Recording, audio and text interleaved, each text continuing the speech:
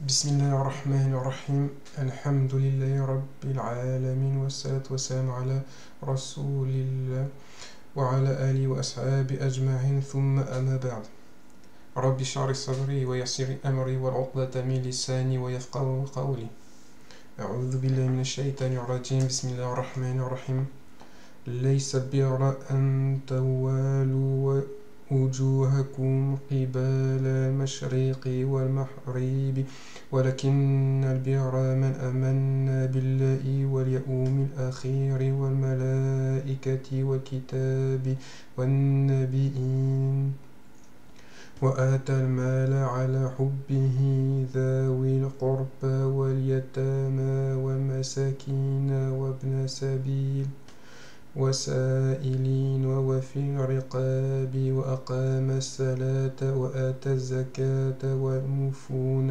بعهدهم إذا عاهدوا والصابرين في البأساء والضراء وحين البأس أولئك الذين صدقوا وأولئك هم المتقون.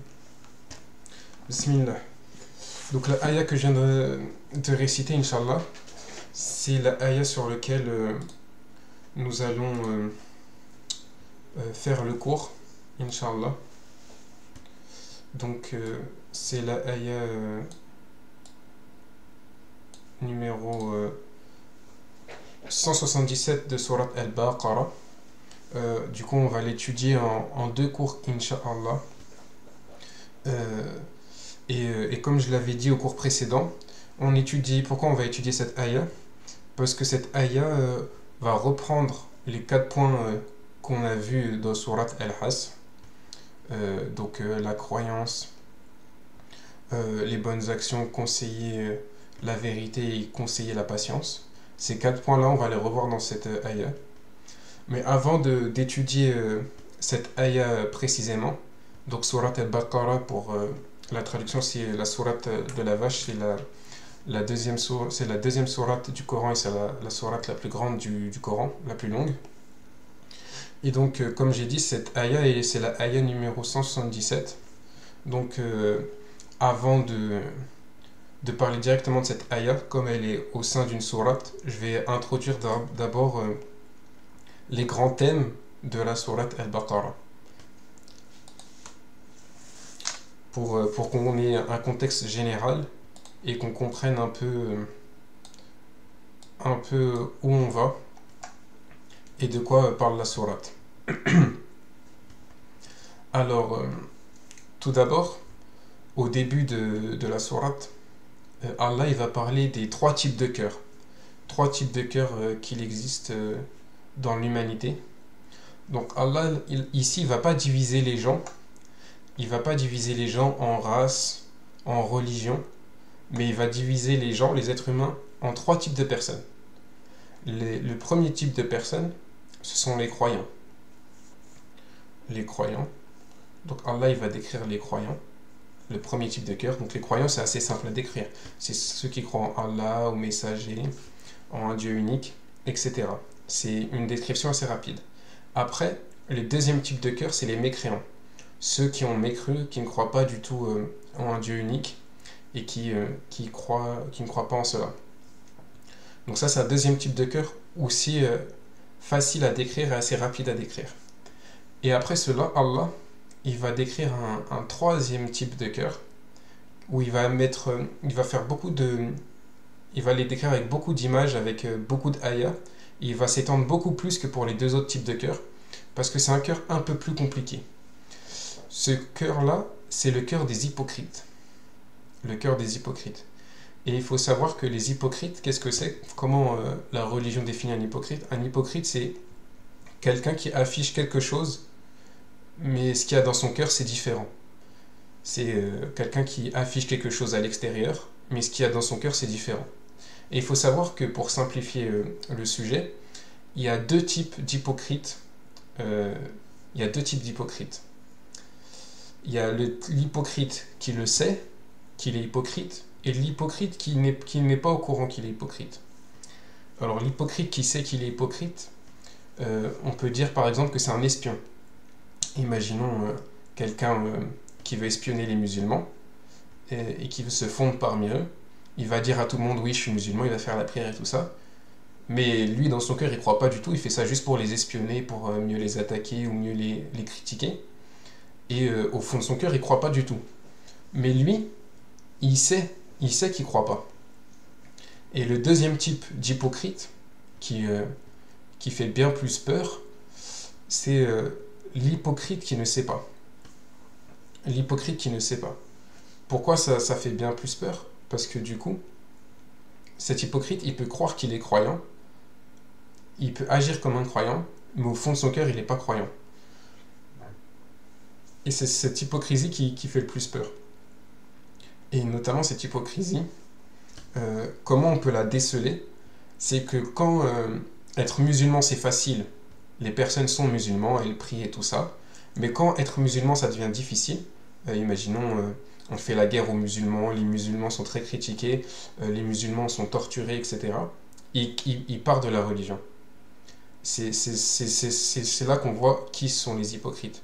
Mais comme je l'ai dit avant, ce sont des maladies du cœur. C'est-à-dire que ce n'est pas aux musulmans de désigner un tel est un hypocrite, un tel n'est pas un hypocrite. Mais c'est justement de savoir, de vérifier si nous-mêmes, en soi, nous ne sommes pas des hypocrites.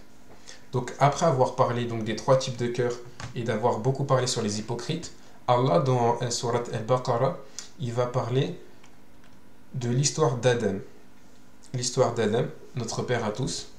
Et l'histoire d'Adam est liée aux trois types de cœur. Parce que dans l'histoire d'Adam, on a les trois types de cœur.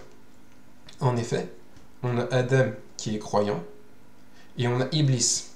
Iblis, au début, il est hypocrite. C'est-à-dire que il montre qu'il est croyant, il est auprès des anges et tout ça, il montre qu'il est croyant, mais au fond de lui, il n'est pas croyant. Il n'est pas croyant au fond de lui. Et quand quand Allah va le confronter, va lui demander quelque chose, lui demander un effort, lui demander de se prosterner, il va refuser. Et donc c'est là qu'il va montrer au grand jour qu'il n'est pas croyant. Donc, il est passé de croyant, enfin, il y a Adam qui est croyant, et on voit aussi Iblis qui au début est hypocrite parce qu'il cache le fait qu'il n'est pas croyant, et après, on va voir qu'il n'est pas croyant.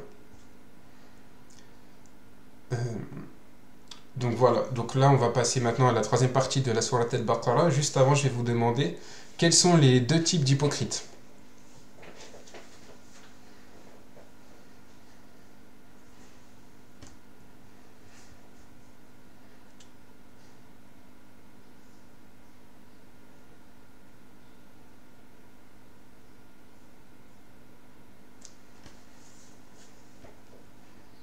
Quels sont les deux types d'hypocrites?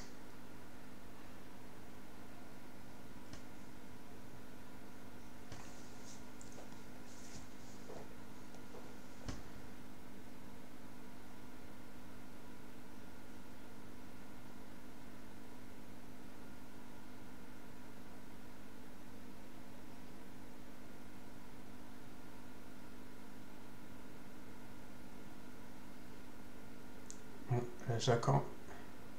Non, il y a trois types de cœur et deux types d'hypocrites. Il y a le cœur croyant, le cœur mécréant et le cœur hypocrite. Et les hypocrites, il y a les hypocrites celui qui sait qu'il est hypocrite et celui qui ne sait pas. Très bien. Donc maintenant on va continuer. Donc après avoir parlé de l'histoire d'Adam, alayhi salam, dans la sourate Al-Baqarah, le troisième grand thème, ça va être Allah il va parler des enfants d'Israël, les Bani Israël. Il va parler de leur exemple. L'échec du peuple modèle. Alors, je vais rester comme ça. Les Bani Israël, il faut savoir donc que c'est un peuple élu par Allah, qui ont été bénis par de nombreux prophètes. Il y a même un hadith du prophète sallam, comme quoi, à chaque fois qu'un de leurs prophètes mourait, ils allaient recevoir un nouveau prophète. Donc prophète après prophète. Qui sont les Bani Israël? Les Bani Israël sont... Donc il faut savoir qu'Ibrahim, le prophète, il a eu un enfant qui s'appelle Isaac. Et Ishaq, il a eu un autre enfant qui s'appelle Yaqub. Et Yaqub, son autre nom, c'est Israël. Et donc Yaqub, il a eu 12 enfants. Et ces 12 enfants, ça a fait les 12 tribus des Bani Israël. Donc c'est de là que viennent les Bani Israël. Et les Bani Israël, ils avaient des prophètes sur prophètes sur prophètes. Alors, pour quelle sagesse Allah il a fait ça? Pourquoi il leur a fait avoir des prophètes sur prophètes sur prophètes? C'est parce que ils étaient censés être le peuple modèle. Ils étaient censés montrer à toutes les autres nations qu'est-ce qui se passe, à tous les autres peuples, qu'est-ce qui se passe quand on suit Dieu de la meilleure des manières. Qu'est-ce qui se passe, quelles sont les conséquences de cela. Et c'est pour ça que Allah il les a honorés en leur donnant prophète sur prophète sur prophète pour qu'ils puissent être un modèle pour l'humanité. Et Allah le dit très bien. Il dit dans le Coran: Ya bani Israël, fkuru ni'mati allati an'amtu alaykum wa anna fadlatukum ala al-alamin. Rappelez-vous de mes bienfaits, je vous ai comblé et je vous ai favorisé parmi le reste du monde. À leur époque, entre parenthèses. C'est à comprendre du contexte. Mais ce que je veux dire, c'est que Allah, il les a favorisés, donc pour qu'ils soient un exemple pour le reste du monde. Et ce n'est pas que dans la spiritualité qu'ils étaient censés être un exemple. C'était aussi d'un point de vue matériel. C'est-à-dire que suivre Dieu apporte la bénédiction spirituelle et matérielle. Et c'est pour ça que Allah il dit dans le Coran aussi: s'ils avaient appliqué la Torah et l'Évangile, et ce qui est descendu sur eux de la part de leur Seigneur, ils auraient certainement joui de ce qui est au-dessus d'eux et de ce qui est dessous leurs pieds. En gros, ils auraient joui de tout. De tout et de toutes parts, ils auraient joui. Et donc, ce n'est pas que spirituel, c'est aussi matériel. Et donc là, qu'est-ce que Allah il souligne? Il souligne que si ce peuple avait suivi ces commandements, ils auraient été épanouis spirituellement et physiquement. Et il faut bien comprendre que l'islam n'est pas là pour amener qu'une réussite spirituelle, mais aussi physique et matérielle. C'est pour ça qu'on dit par exemple la duha: Rabbana atina fi dunya ahsanatan wa fi akhirati ahsanatan wa qina adhaban nar. Allah accorde-nous le meilleur ici-bas et dans l'au-delà. On ne parle pas que toujours de la spiritualité, bien sûr. Et donc, ce peuple modèle, il était censé être, donc, du coup, comme je disais, un peuple modèle. Sauf qu'ils ont pris cette bénédiction comme un acquis. Ils ont pris donc cette bénédiction d'être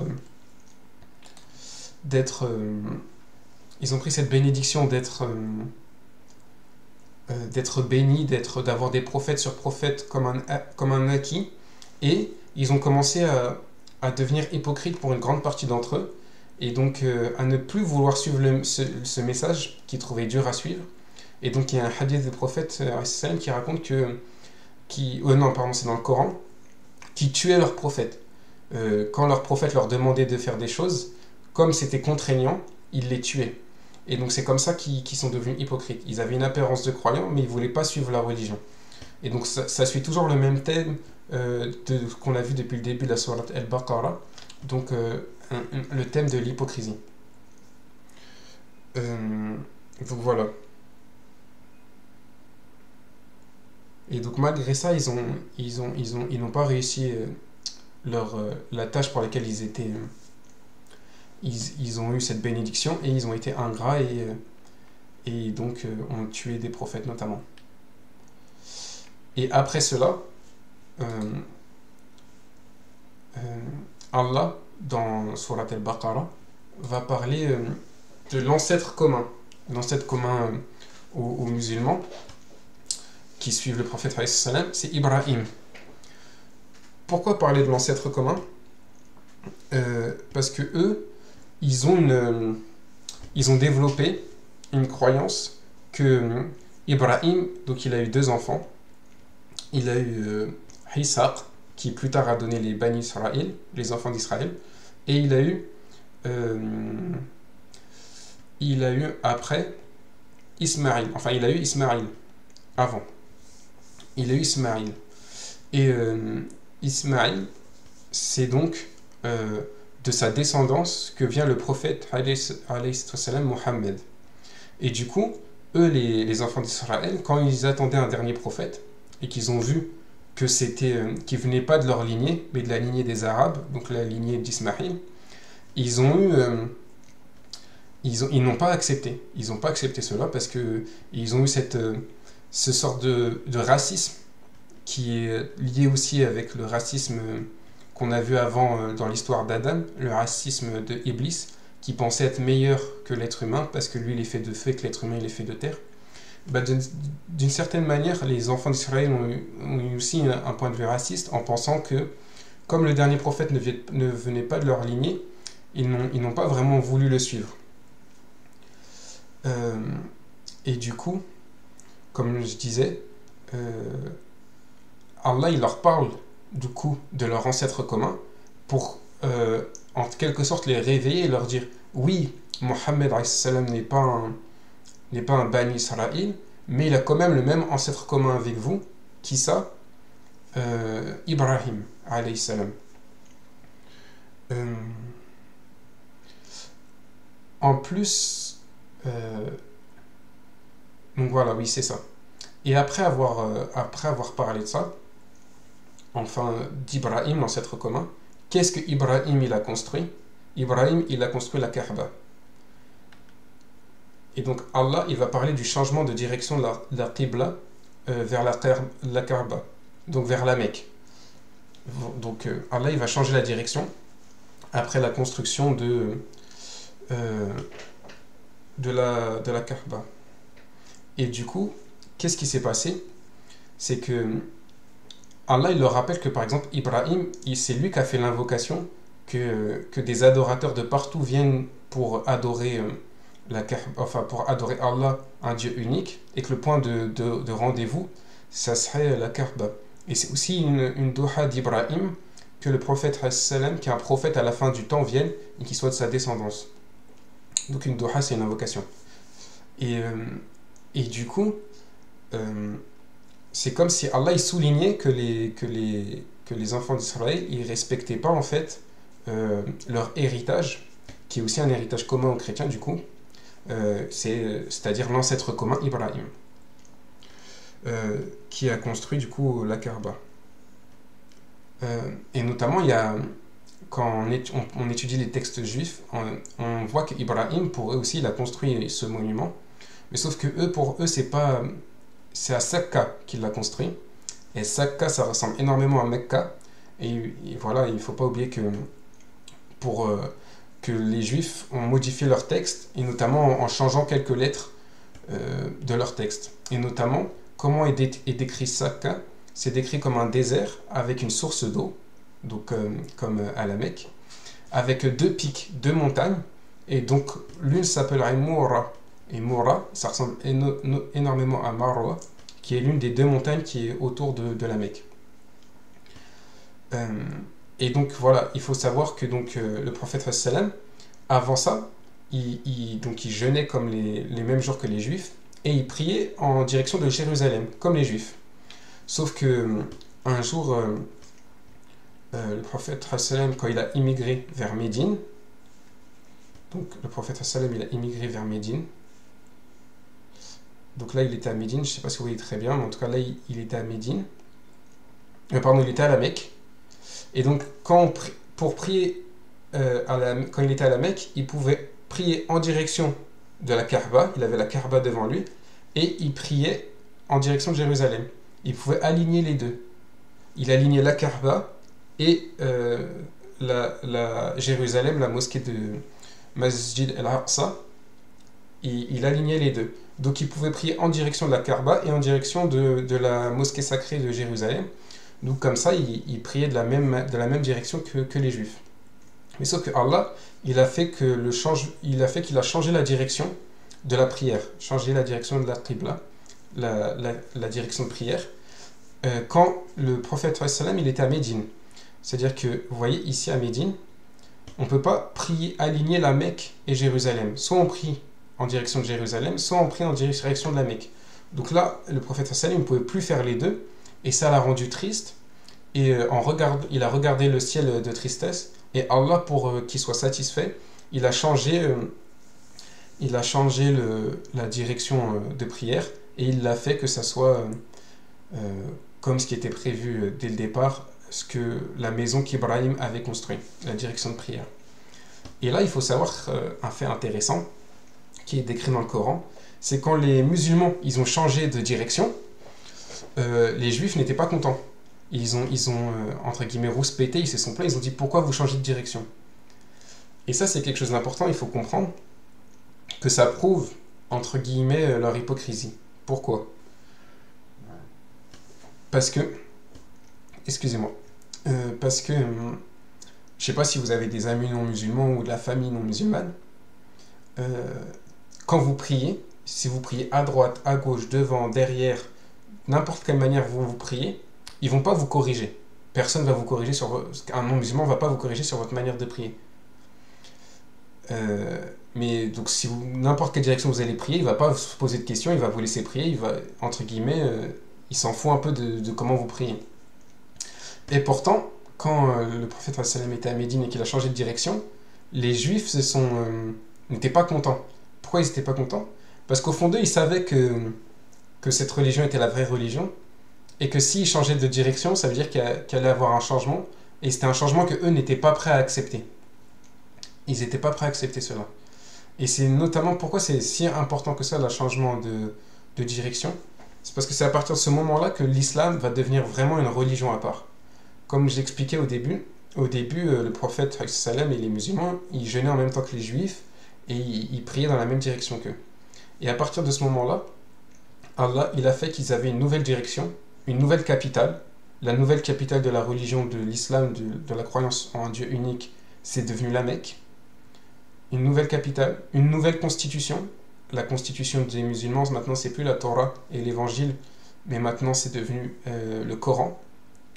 Et en plus, un nouveau pays, en plus d'avoir une nouvelle capitale et une nouvelle constitution, qu'est-ce qu'il doit avoir un nouveau pays? En général, il a une fête de l'indépendance, jour de l'indépendance.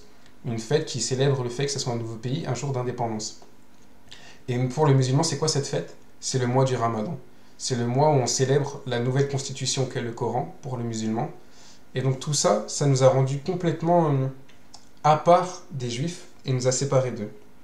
Et c'est dans tout ce contexte-là que la Aya, dont je vais vous parler aujourd'hui, arrive. Ne pas perdre de vue l'essentiel. Alors, cette Aya, du coup, excusez-moi, hop. Cette Aya, du coup, vient après tout ça, et elle vient, entre guillemets, remettre, pour le musulman, et aussi, notamment comme cette sourate parle beaucoup au Bani Israël, les choses importantes en place. En effet, avant, dans la sourate Al-Baqarah, Allah il met beaucoup d'importance sur le fait que maintenant il faut prier dans une nouvelle direction. Il faut prier dans une nouvelle direction.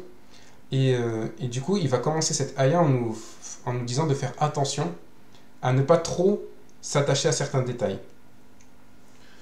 Bismillahirrahmanirrahim.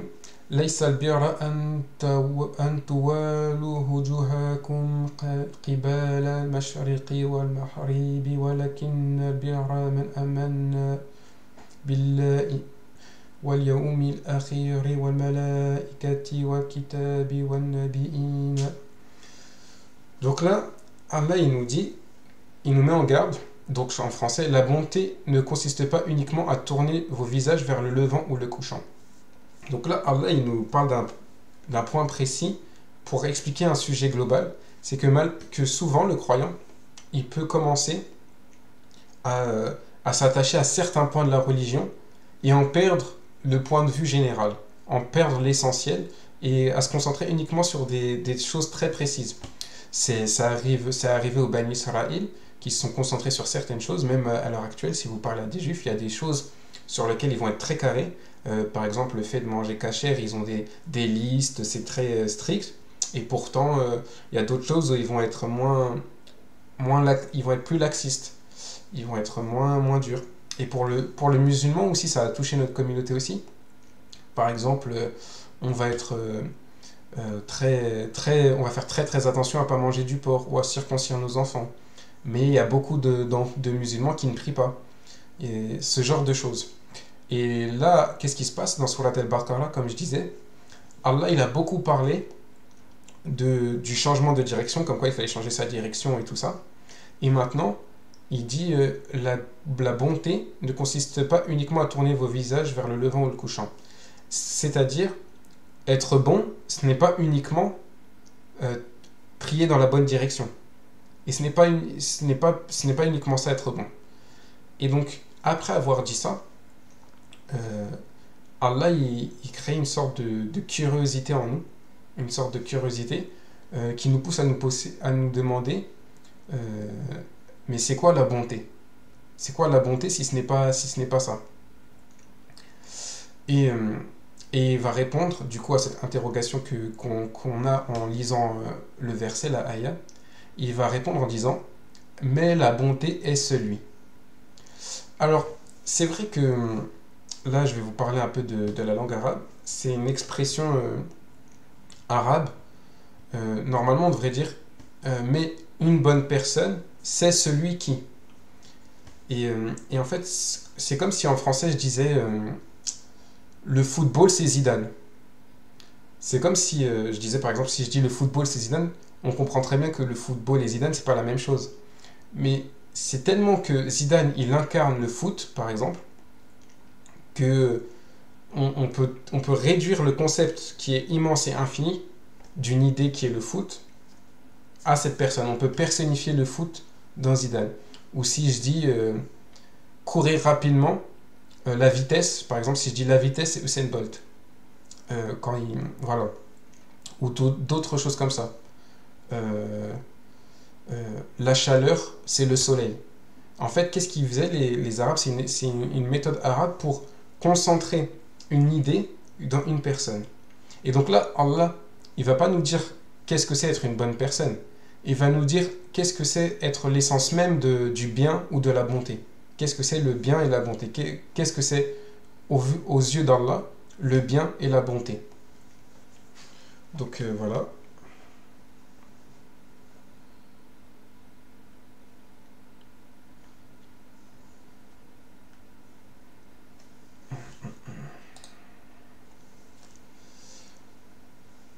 Alors, la bonté, le mot qui est utilisé en arabe pour la bonté, donc on a vu, c'est el-bihra.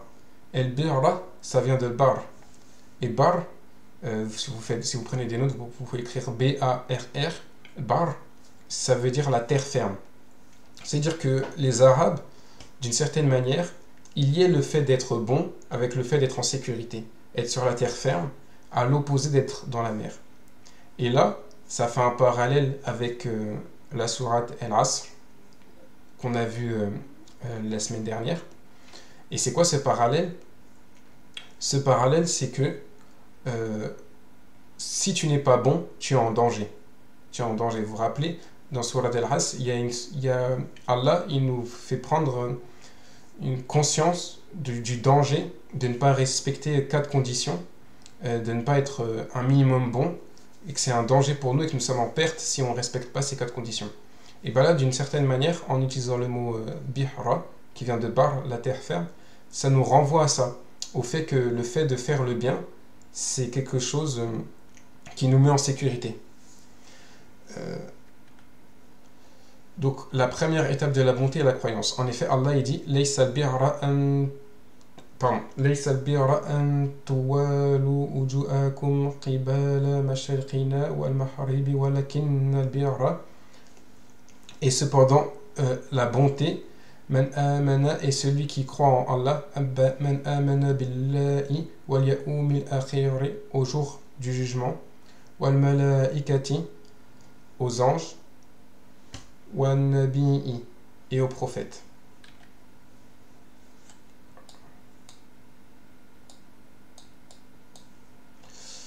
Aux anges, aux livres et aux prophètes. Je ne sais pas si j'ai dit les livres. Aux anges, aux livres et aux prophètes. Et du coup, on va voir ensemble, donc on verra la suite de la ayah, c'est pas la fin de la ayah, Mais Allah, il commence par la croyance. Et on va donc se poser ensemble pourquoi il commence par la croyance et qu'est-ce qui est important de comprendre. Et aussi, il faut comprendre ici que Allah, il a dit que la bonté elle-même, pour avoir la bonté elle-même, c'est la croyance. Mais il ne nie pas le fait qu'un athée, par exemple, peut être bon. Un athée peut faire du bénévolat, peut faire des voyages humanitaires. Allah ne nie pas la bonté, il ne nie même pas la bonté que peut faire un hypocrite. Un hypocrite, il peut faire des bonnes actions. Mais Allah, là, il ne nous dit pas qu'est-ce que c'est faire des bonnes choses, ou qu'est-ce qu'être qu'est-ce que faire des bonnes choses, mais il nous parle de l'essence même de la bonté. Comment être la bonté de manière pure et de la meilleure manière. Et on va comprendre ça du coup en étudiant la ayah. Alors, pourquoi il parle de la croyance? Parce que c'est les raisons d'être bon. Allah, c'est la première raison qu'un être humain il a d'être bon. Et pourquoi ça? Parce que c'est lui qui nous a tout donné. Tous les bienfaits, tous les dons, toutes nos richesses qu'on a actuellement, ça vient de lui. Et comme lui, il nous a donné, nous aussi, on veut donner et propager la bonté qu'il nous a donnée. Donc ça, c'est pour ça que c'est la première raison. Croire en Allah, c'est la première raison d'être bon. Parce que quand on réalise qu'il nous a tout donné et que rien ne vient de nous, ben nous aussi, on a envie de propager cette bonté des choses qu'il nous a données. Que ce soit nos dons, nos capacités, notre richesse, notre argent, notre temps. Donc juste pour faire plaisir à Allah, pour qu'Allah soit satisfait de nous, c'est ça notre premier objectif. Et il y a aussi par exemple le jour dernier.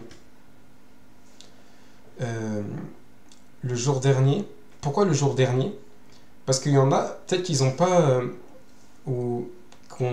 des fois notre cœur il fluctue.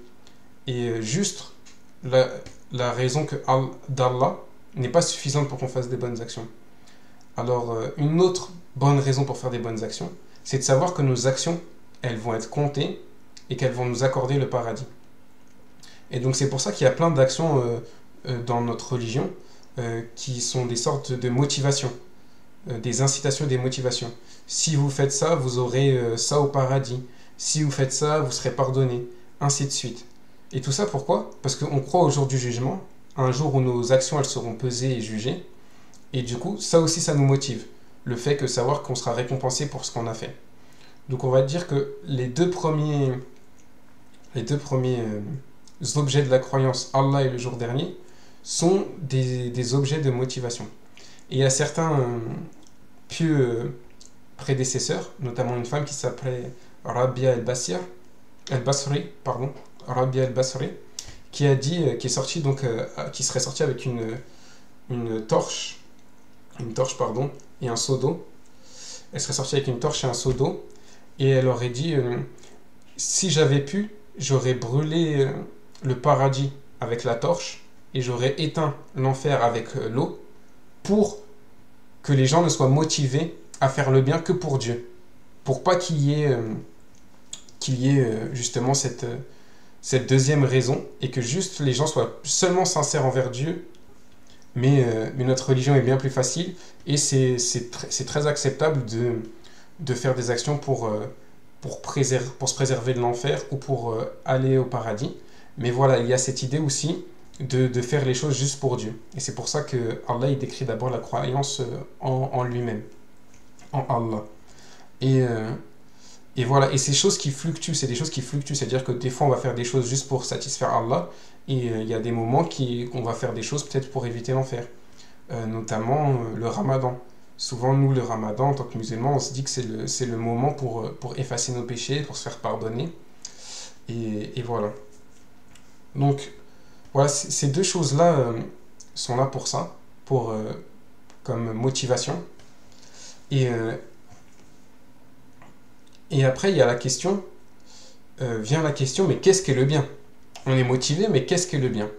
Et c'est là que le troisième élément de la croyance va répondre.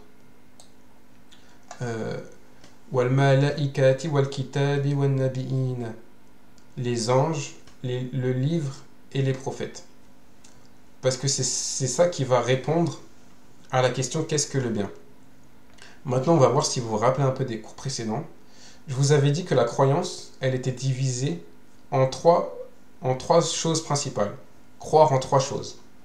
Et ces trois choses, elles sont reprises par ce que nous avons là. Allah, le jour dernier, le prophète, les anges, les livres et les prophètes. Est-ce que vous vous rappelez c'était quoi les trois croyances principales?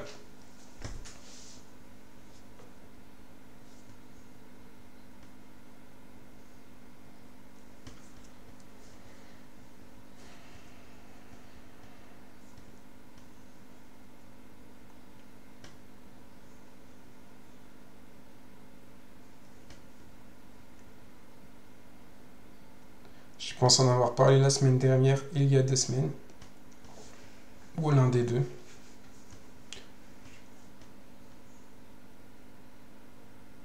Alors il y a bien Allah, le message et le paradis. C'est à peu près ça. C'est Allah, le jour dernier et le message. C'est pas le paradis, c'est le jour dernier, donc ça peut être le paradis et l'enfer, la vie après la mort. Et donc du coup, là, on a bien ces trois choses. On a Allah, le jour dernier, donc, qui est donc le paradis et l'enfer. Et on a les anges, le livre et les prophètes, qui ces trois-là sont rassemblés dans une seule catégorie. Cette catégorie, c'est le message. Et le message, justement, ça nous sert à savoir qu'est-ce qu'est le bien. Donc c'est pour ça qu'il est important de croire en ça. Alors, qu'est-ce que c'est la croyance aux anges? Les anges, c'est les messagers officiels envoyés par Dieu qui vont délivrer le livre officiel envoyé par Dieu. Et ce livre officiel, il va être envoyé aux prophètes. Et ces prophètes sont les enseignants de ce livre envoyé par Dieu et certifié par Dieu. Ça veut dire quoi? C'est dire que ce qui est le bien et le mal, c'est Dieu qui nous l'envoie. Et il l'envoie par des messagers certifiés qui sont les anges. Ces messagers, ils transmettent le livre certifié, qui sont les livres révélés. Et ils les transmettent à qui? Aux prophètes. Et les prophètes, ce sont quoi? Ce sont les professeurs certifiés et officiels de Dieu. Parce que le bien, sur des choses basiques, tout le monde va être d'accord sur ce qu'est le bien. C'est-à-dire que l'être humain, il a été créé d'une ruh, d'une âme, qui est à l'intérieur de nous. Et cette âme, elle a des connaissances basiques de ce qu'est le bien. C'est-à-dire qu'en général, si tu demandes à quelconque être humain sur Terre, est-ce que voler c'est bien? Est-ce que laisser aider une grand-mère à traverser c'est bien? Est-ce que frapper, tuer un enfant c'est bien? La réponse va être identique pour quasiment tout être humain. Mais sauf que ça c'est pour les cas simples. Mais dans la vie il y a des cas plus compliqués. Et dans ces cas compliqués, l'homme diverge. L'homme n'est pas d'accord sur qu'est-ce que le bien dans ces cas compliqués. On peut voir ça notamment par exemple avec des prisonniers. Il y a des prisonniers, si tu leur demandes ce qu'ils ont fait, pour eux c'est mal, ils vont dire que pour eux ce n'est pas mal. Et si je ne parle pas de prisonniers, il faut que je parle de prisonniers qui juste ont une vision différente de la justice que le pays où ils sont, et ils pensent que ce qu'ils ont fait c'est bien. Donc voilà. Ou on a un exemple connu, les terroristes. Les terroristes, eux par exemple, ils pensent que ce qu'ils font pour la société c'est une bonne chose. Ce qui est complètement faux. Donc voilà, on a ces choses-là. On a par exemple pour la relation parent-enfant, il y en a, ils vont dire non mais moi ma mère au moins je la frappe pas. Et pour eux ça va être bien. Ils crient sur leur mère, mais le fait qu'ils la frappent pas, bah, c'est des bons enfants. Ainsi de suite. Et il y a ça dans toutes les catégories. C'est-à-dire que de manière générale, on est à peu près d'accord sur les grands principes, et encore sur certains principes pas forcément. Mais après quand on rentre dans le détail ou dans les choses plus compliquées, il y a des grandes divergences entre les êtres humains sur qu'est-ce qu'est le bien.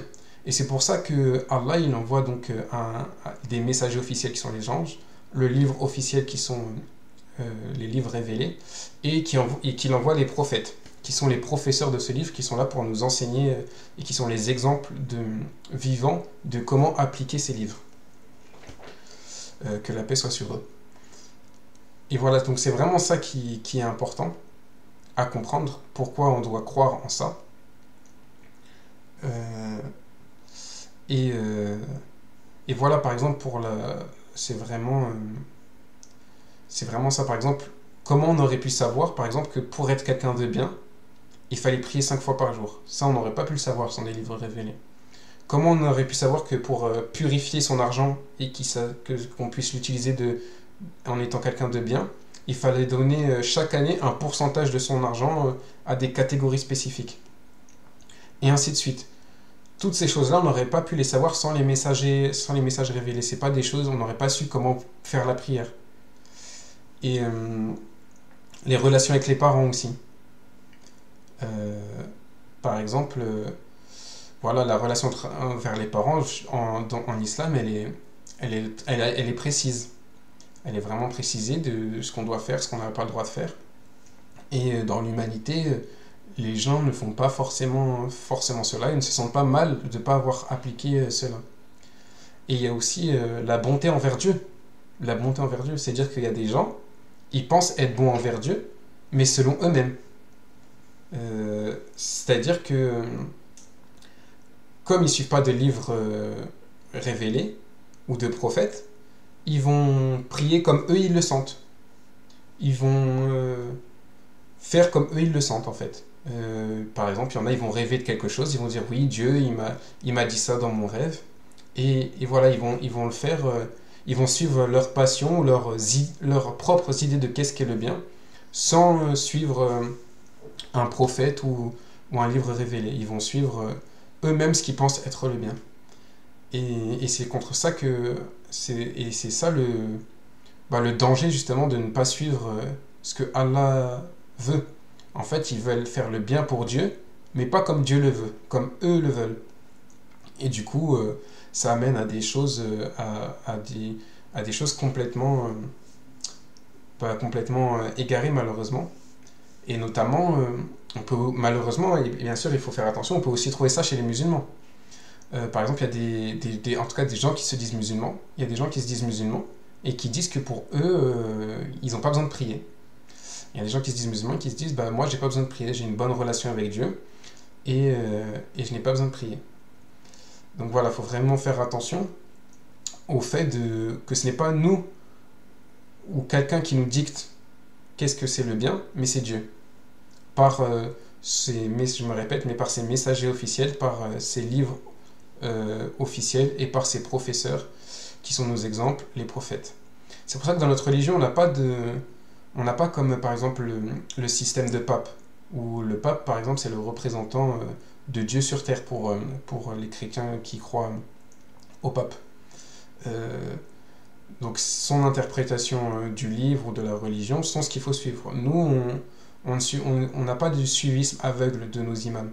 Si l'imam se trompe durant la prière, on se doit de le corriger par exemple. Et on ne suit l'imam que parce que s'il a plus de science que nous. Mais ce n'est pas un suivisme aveugle. Et même les prophètes ne sont pas parfaits. Pour nous, il n'y a personne de parfait en tant qu'être humain. À partir du moment où on est des êtres humains, on n'est pas parfait. C'est juste que les prophètes, par exemple le prophète Mohammed, nous, on n'est pas en capacité de le corriger. Parce qu'il est bien au-dessus de nous. Mais Dieu, par contre, lui, le corrige. Et notamment, il y a des passages dans le Coran, comme vous le savez sûrement, où Allah, il va corriger le prophète, et donc voilà, nous, c'est vraiment pour souligner que nous, on ne fait pas... enfin, que dans notre religion, en tout cas, il n'y a pas de suivisme aveugle. Et donc voilà, là, je vais conclure ces ayats. Enfin, pas du tout, pardon. Je vais conclure le cours, et on va suivre le reste de la ayah la semaine prochaine, Inch'Allah. Et ce qu'il faut bien comprendre, c'est que cette ayah, elle est là pour structurer notre esprit et notre vision du bien. Pour bien qu'on comprenne que le bien, c'est pas ce que nous on veut, mais c'est ce que Dieu a dit qui est le bien. Voilà. Donc avant de finir le cours, je vais attendre de voir si vous avez des questions.